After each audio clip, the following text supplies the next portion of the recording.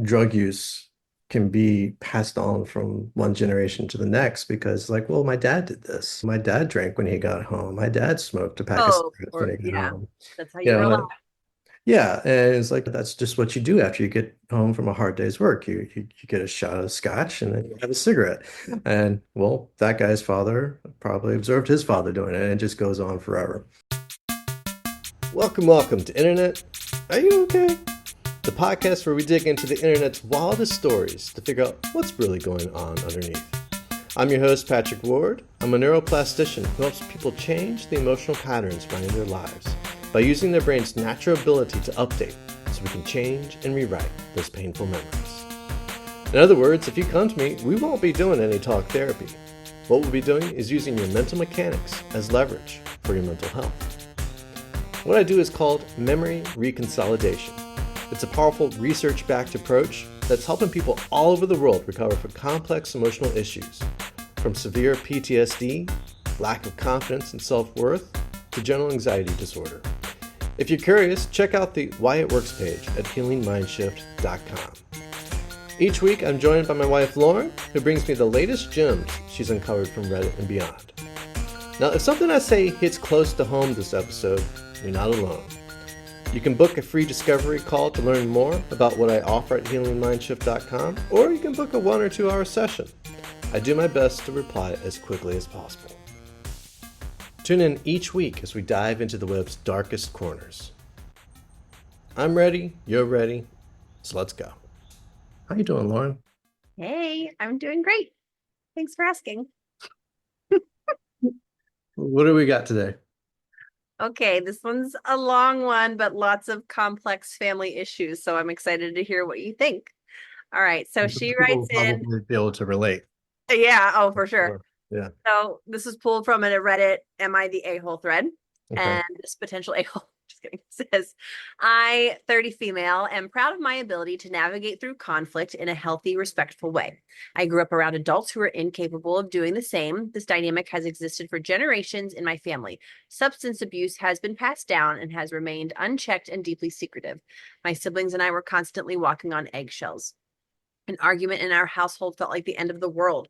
Children were not allowed to express concerns or set boundaries. Constructive criticism was seen as a personal attack. The lines between parent and child were blurred beyond recognition. Despite this, I have sympathy for our family. I understand this is generational.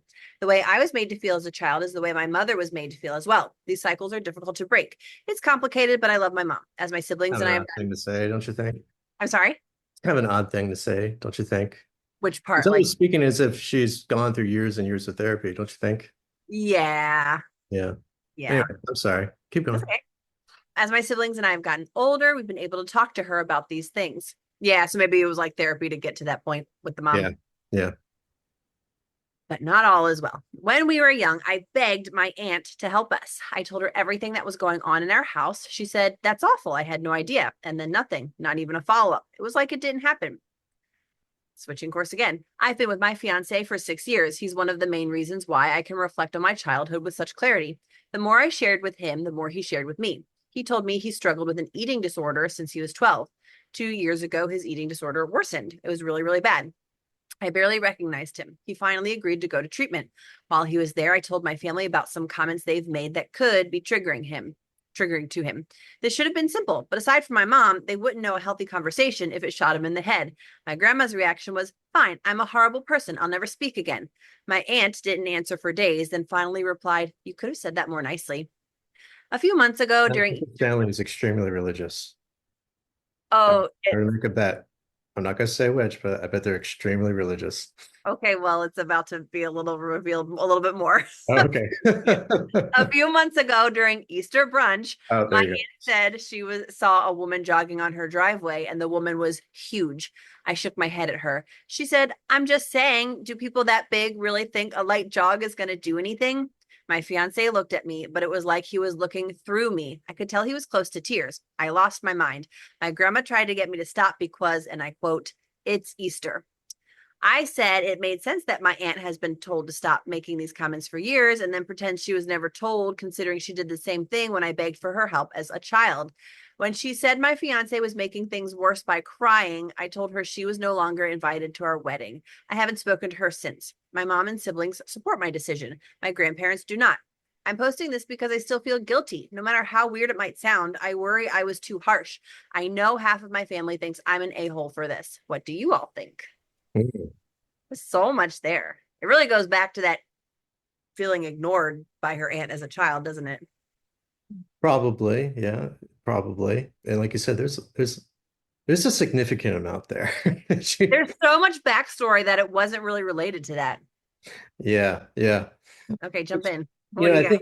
think a common issue that I have with these is that sometimes when I'm sent them, a lot of them seem fake. This one actually genuinely seems real, uh, Yeah. just because it's not as connected as people would like them to be. There's no like running theme or throughout. It just seems to be like a snapshot of this person's head and everything that's going on within it, which makes me think, yeah, this is probably a real one. And she glossed over what she said to her aunt. She just said like I blew up or whatever. She didn't actually say.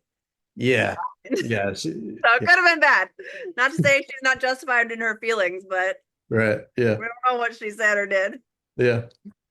So things that immediately come to my mind when I heard this is that a lot of generational patterns are going on, and that's common. That's very common. We tend to act like the people that raised us. And there are many reasons for this. You can say it's genetics and whatnot. Really, it's just from my perspective as a neuroplastician, we tend to make copies of everyone we've interacted with in our own head, and that way we can continue to interact with them when they're not here. And so it's quite common for daughters to behave like their mothers and mothers to behave like their grandmothers and so on and so forth. And the cycle, who knows how far back the cycle goes, but people make copies of their loved ones in their head, and it just happens. It just sort of naturally happens. I call them holographic imprints, basically, and which is one of the reasons why, like drug use can be passed on from one generation to the next because, well, my dad did this. My dad drank when he got home. My dad smoked a pack of Oh, cigarettes when or he got yeah, home. that's how You you grow up. know, yeah, and it's like that's just what you do after you get home from a hard day's work. You get a shot of scotch and then you have a cigarette. And well, that guy's father probably observed his father doing it, and it just goes on forever. And so she's got this family that appears to be a family of alcoholics. I mean, did she basically say that? I forget. It's substance abuse. Yeah. But I mean, you could just say that's it, and it's probably pretty close. Yeah. Yeah. So we tend to repeat patterns, and it's by design. Our brains are built to be tribal, and when you don't fit into the tribe, one of the first things that could happen is you get kicked out. If you get kicked out of the tribe, you die. From a historical standpoint, we have to stick with the tribe. So that means we act like the people we grew up with. Um, And and so, she's not. well, she's trying to break the cycle. Yeah. She's trying to, but I'm curious. I'm very curious that if I were to get her on her own, I'd be like, okay, well, is there anything that you are abusing? It may not be alcohol, it may be something else. For her, it might just be some form of escapism where like whether it's shopping, scrolling social media, or it might be another form of another drug that it's a little less noticeable by people. Um, I was working with a woman, it was a while back, but she had a lot of sexual abuse and her parents were alcoholics, but she's very adamant, I'm not an alcoholic, I'm not an alcoholic. But I was like, okay, well, what's the benefit to you? Because generally when we have all these traumas, there's a benefit to holding on to it. And what's the benefit to holding on to this trauma? Like, what is it you're doing? What's one good thing that comes out of this? And she admitted that she would allow herself to like basically take more, like an extra dose of her anti-anxiety pill Oh. every day, and that kind of helped her chill out. It's like, okay, so that's the benefit to holding on to this trauma because you have this little reward system at the end of the day where she's probably looking forward to it. And so I would be curious, does she have something that she's kind of trying to hide from the public view? But Hmm. yeah, like I say, with every video, we don't know, but that's a question I would ask, and I would ask her like, is there something that you're abusing? Yeah. Because while she may not be an alcoholic, I bet she's replaced it with something. Could just be a lot like she's so analytical with all this stuff and positioning herself in a certain way, like in contrast with her family and the way she grew up. Like I Mhm. wonder if it's even just like an academic or like Like an therapy. academic pursuit, like a dopamine hit from gathering knowledge. Yeah, or just Yeah. like that identity of contrasting herself from the rest of her family. Maybe Mm, it's not like, an addiction, but it's like an identity issue for sure. interesting. And like we said, it's pretty clear like she's been going to talk therapy for a while. Mhm. And like she has that jargon throughout Yeah. her little piece here. Well, what do you think about the aunt relationship? Well, I wanted to talk about her fiance for a second because she's defending her fiance from her family, right? And she's gone through years, we speculate she's gone through years of talk therapy, which means something happened when she was younger and makes you kind of question like is she defending her fiance or is she finally lashing out over something that happened? Right. And it might just be like, okay, I finally have a good enough reason to truly express my anger. I was afraid to express my anger beforehand, but now not so much because I have a good reason. I need to protect this person whom I love. Um, but yeah, it makes you wonder what. Really interesting. Yeah, yeah. And her family, it's clear that that family is just a really packed to the brim with very, very eccentric personalities. And they came through with just one or two lines of dialogue in this piece. And so like, wow, if I can kind of get an idea of who this person is just from that one line, it's like, yeah, she's living with a house. Grandma, you got the aunt. Yeah, very, very strong personalities. And I would bet that as a kid, if she just didn't feel on par with keeping up with those personalities, she stayed quiet. Mm, And, in the process of staying quiet, all this anger built and built and built until finally, like I just said, like she had a reason to finally release it because yeah. you can attack me all day long, but you're not going to attack him. Right. Yeah. You It's know? interesting though that the target, like it almost seems like she'd made peace with her mom, which from the beginning is the one she had the issues with in childhood. But Mhm. now it's like the aunt and maybe even the grandma who the conflict is arising with. Yeah, it sounds like a therapist has brought it to her attention. It's like, well, your mom sounds a lot like your aunt, and you're like all these people, all these personalities are probably just kind of built in. And Yeah. so, oh, while she may have technically made peace with one, she's got three or four carbon copies she still has to deal with, and Right. so that's what's kind of going on. Um, but yeah, well, what did you brought up the aunt? What do you think about the aunt? What stood out to you?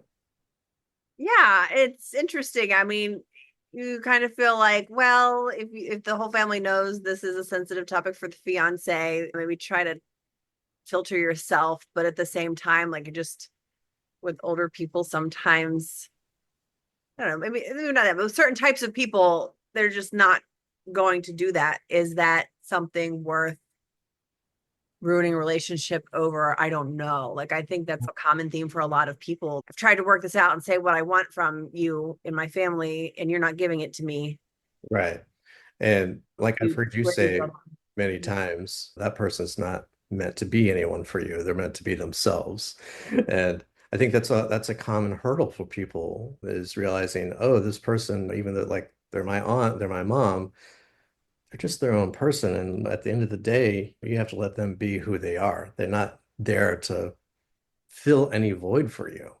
What writer was it that said you are your after like 35, you're responsible for your own face? Oh yeah. It's like it's kind of the same thing with your mental health. After a certain age, you kind of have to take the reins and realize no one's going to give you peace. You just kind of Find it. have to find it on your own. No one's going to fill that void for you. You have to do it for yourself. Yeah, who's to say what the aunt's issue is? I can't say from that. But going back to this fiance, this boyfriend, he's had eating issues since he was 12. Can't really speculate, but if I was gonna to take a shot, I would wonder, is there any sexual abuse with him?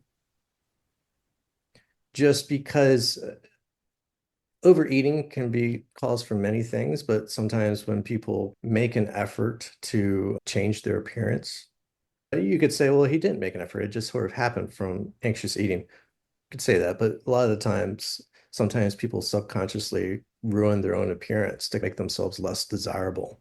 Hide a little bit. Yeah, to kind of hide. And so if I were to work with him, I wouldn't ask that question.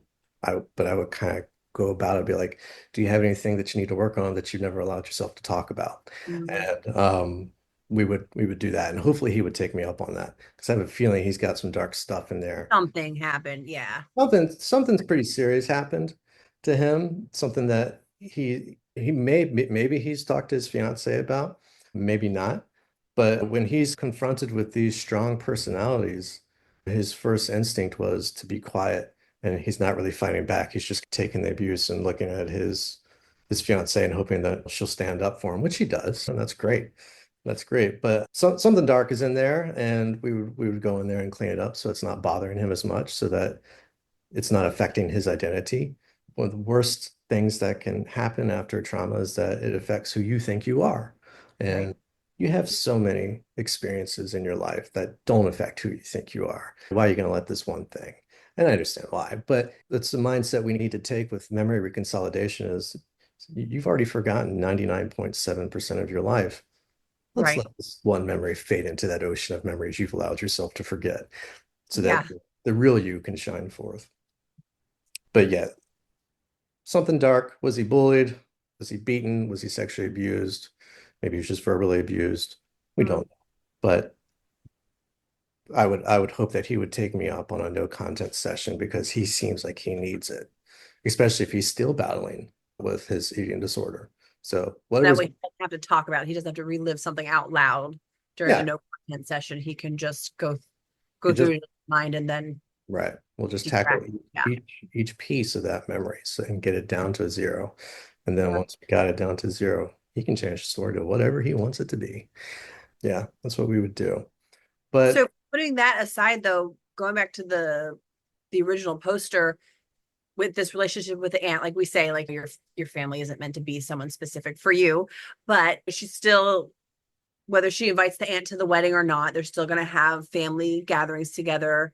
Is there a way, like working on the relationship and those memories in her mind, like maybe that childhood memory where the aunt didn't help, would that help at least how she copes with the interactions with her aunt?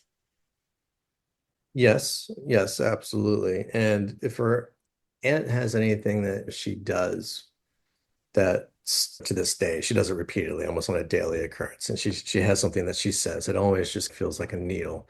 Her reaction to those things, while warranted, is a mini trance state. And so what we can do is we can pull her out of that trance of like, okay, when my aunt does this, I react this way. It immediately makes me Sure. angry, right? Yeah. And she's probably thinking about her aunt all day long, And then you're like looking for it when you're in the conversation with your aunt. expecting Yeah. it. And so when it happens, you know exactly what to do and when to do it. Yeah. So we would have her notice that intensity, and then we would begin to systematically break the trance of that reaction. All of this, it's memory work, but it's also basically breaking trances. And Yeah. it's something that's kind of hard to explain to someone until they do it. It's one of the reasons I recommend people using that free audio on the website that kind of shows like, okay, Yeah. allow yourself to feel it and that's come out. Going in and out of your feelings is the process of breaking the trance. If you allow yourself to stay in it, it's just going to get stronger. But if you purposefully go in and then purposefully pull yourself out, you can begin to break your brain's programmed behavior by breaking those trance states. But yeah, whatever her aunt's been doing to her, we can make that her have less of an emotional reaction to it and can Mhm. get it even down to a zero so that her aunt could say those things to her all day long and it just wouldn't phase her. It would just be like any other thing that you observe in nature. You don't get upset at watching birds fly across the sky. It'd be the same thing as sitting down with your aunt. It'd just be another part of the world around you. It just doesn't Yeah. affect everything that you have an emotional reaction to. You've assigned meaning to it yourself. And so we just change that. We change that. But yeah, I hear all this and I see all this family interaction and dynamics. And The person that stands out to me the most though is that fiance. Hmm. I think everyone could benefit from this work and this story, but I think the fiance, he's got something big going on in there. And power to her for getting with him and staying with him, because it seems like it's really opened up something within her. Yeah. You know, we could say, well, she's really just kind of defending her younger self when she's defending him. It's like, yes, but she's also, you can tell that from being with him, she's she's allowed herself to be vulnerable with someone. Yeah. You can tell that And she just hasn't. step out of that family situation. Yes, and she's finally allowing herself to talk and to heal. And Yeah. sometimes healing can involve some some heated exchanges. Journey. But for her, I think the biggest healing is coming from allowing herself to be vulnerable with this other person who in exchange is being vulnerable with her. And so that's actually really good. That's really healthy. But she is probably also using him as a metaphoric expression, and she sees a little bit of her younger self, and he's getting attacked by the same people that she used to get attacked by. Right. At the end of the day, it seems like it's a good relationship, but he needs to heal from whatever's going on within there, because people don't just overeat because they like to eat. There's an emotional reason. Like they're running away from something that's in Yeah. their head, some emotional program that's on loop that's either belittling them or reminding them of some horror. And it's just a little trance loop. We got to break that trance loop so that you can start living happier and healthier lives. That sounds great. Yeah.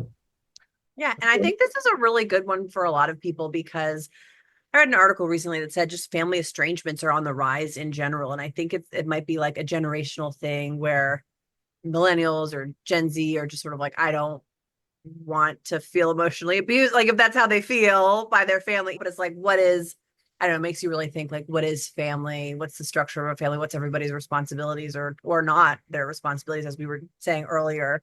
Right. It's an interesting one, and I think it's on a lot of people's minds right now. Well, that's the thing. Like wherever you go, there you are, right? So if you're Yeah. upset with someone in Richmond and you move to New York City, you're going to still be upset with them in New York City. So, it's kind of like what we began this episode with. You create holographic imprints of everyone, and they live within your mind. And so you got to make peace with those characters within your head, or else you're never going to be at peace. Everyone within you is you. Even if that person's in the room with you right now, you could pick up the phone and you could talk with them 2 seconds later. If they're in your head and you're thinking about them right now, that's just you interacting with you. And Yeah. so it's a shame that family estrangement is on the rise, and people are going about healing in all the wrong ways. Right. You can't run away from your problems. They're going to follow you wherever you go. It's like my favorite SNL bit. If you are sad in let's say, like, if you are sad in New York, you will be sad in Italy. Right. The Adam Sandler bit. Yeah. Put It's very true. that link in the description for people to Yeah, watch. I yeah. love that one. You'll be the same sad you. That's what he says. Yeah, yeah. Anyway. All right, this was episode 3 of Internet. Are you okay? We'll see you guys next week. Bye.